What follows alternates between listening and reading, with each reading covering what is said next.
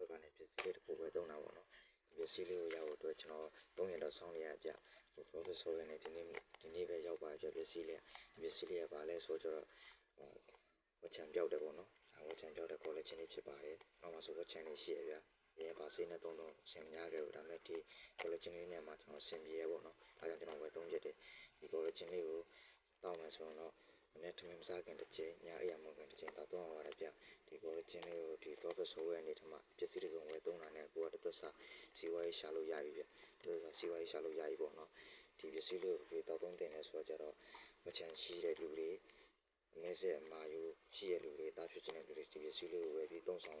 သင့်ပါတယ်ဗျဟုတ်ကဲလို့ဟိုအနေနဲ့မှအသားလည်းဖြူခြင်းနဲ့ဝချန်လည်းပြောက်ခြင်းနဲ့ကိုပိုင်စီဝါရေးလည်းတသက်စာလုပ်ခြင်းနဲ့ဆိုရင်တော့ကျွန်တော်နဲ့တူလက်တွဲလို့ရပါတယ်ဗျဟုတ်ကဲလို့စိတ်ဝင်စားရဲဆိုရင်ကျွန်တော်ခါမယ်အကောက်ထဲကိုကျွန်တော်ထည့်ပေးပါမယ်စိတ်ဝင်စားရဲဆိုရင်ဥမာမှမိုင်းခဲ့ပေးပါဗျ